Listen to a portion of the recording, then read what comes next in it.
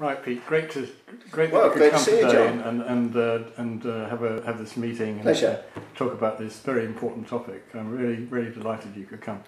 So I'd like to kick off really with you just introducing a bit about yourself and what you're up to and what you've done. But I know that could take at least 10 minutes. But if we could get a synopsis for a few minutes, that would be great. Sure. Well, basically, of course, we came across each other a couple of decades ago now. That's but right. My background is I trained as an economist, and I spent most of my working life in logistics. Although, when you think about the companies I work for, that's not immediately apparent. But clearly, the current subject matter is relevant to my 25 years in the waste industry, and that's principally for 20 years, almost as a director at Biffa. And it was whilst I was working in the waste industry that I realised that apart from it being about logistics, that in fact it was the tip of the iceberg when it came to all these issues around the so-called resource efficiency agenda, the amount that we're throwing away, the circular economy, the resource use economy, and of course all the baggage that goes with that in terms of CO2 emissions, which is one small part of the problem. Now, having retired from Biffa 3 years ago as a result of an agreed takeover bid from a venture capital company, I thought that was it, but basically the phone started ringing. So in the public sector, I'm Boris Johnson's nominated expert, if you like. I don't like the word expert, but still, nominee on the London Waste and Recycling Board, and giving input on technological and economic issues. I've also been involved with the now disbanded Advantage West Midlands working group, which has been looking at the placement of strategic, usually quite large, resource recovery centres, particularly around issues of planning. I'm a non-exec director of a number of waste technological companies, ranging from anaerobic digestion companies that are in the biotreatment sector, right the way through to so-called plasma gasification, and no doubt we'll be talking about different technologies, but these are high temperature oxygen starved systems. I'm involved with, involved with transport logistics with a London-based company that's heavily involved in recycling.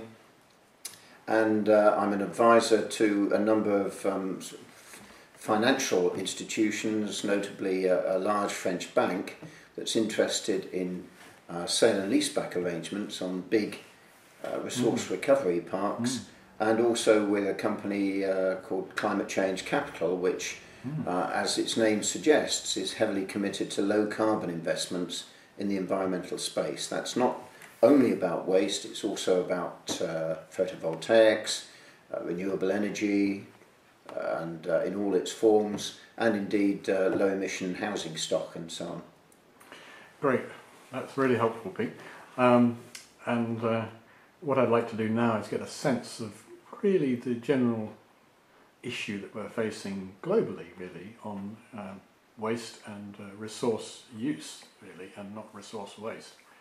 So, just a global overview, if you like, because I know you're capable of doing that. You've got a very good helicopter mind, which can go up and down very well.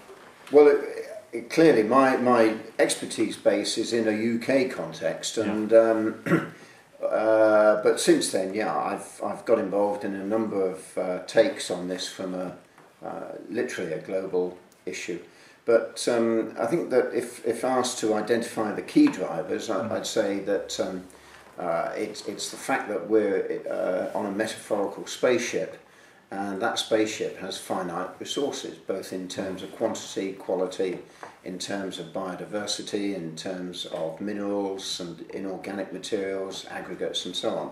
So I think that for the first time, maybe since Malthus sort of registered this issue in relation to population and food supply in the 19th century, we are now at one of those crunch points.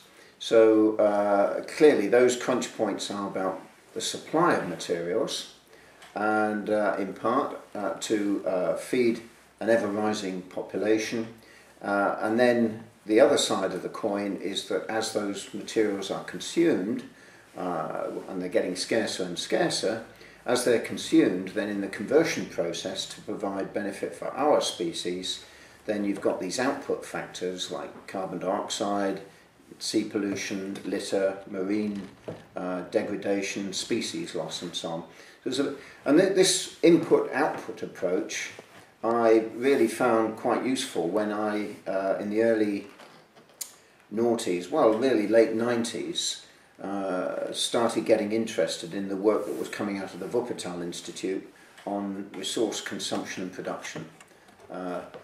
In terms of the specifics of the issues or the solutions, well, global population is rising in net terms at around 80 million a year, so ballpark 1.5 million a week. Behind that, though, I think the bigger figure that is more concerning is the estimated 300 million people a year that are joining what I call the global bourgeoisie, the middle classes. Yeah. And it's middle class consumption that's the problem. I think most of those net additions in population, and for better or for worse, are going to be working in low environmental impact areas where unfortunately life expectancy is low and they're at subsistence level.